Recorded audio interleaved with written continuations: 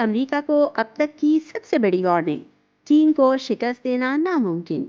सदर शी की बाइडेन से मुलाकात। चीन ने तमाम तफसीलात पब्लिक कर दी।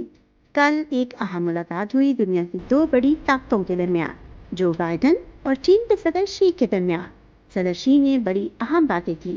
सदर शी ने कहा कि एक स्ट्रेटेजिक और सलीम सोच है, सबसे पहले इसकी ज़रूरत है।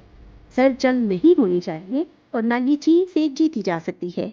अगर कोई चीन से जंग जीत सकता है तो इसकी हामियानी है। चीन को महदूद करना गैर दानिशमंदाना, नाकाबिल कबूल और नाकामी का बायस होगा। चीन के सदर ने बाइडेन को क्लियरली कहा कि एक दूसरे को बराबर समझना जरूरी है। चीन और अमेरिका दोनों बड़ी ताकतों के तौर पर एक दूसरे को अपनी मर्जी के मुताबिक ढालने और ताकत के जोर पर दबाने या तरक्की के जायज हक से महरूम करने की कोशिश नहीं करनी चाहिए। चीन ने बड़ी वाज़ेह पोजीशन बता दी है।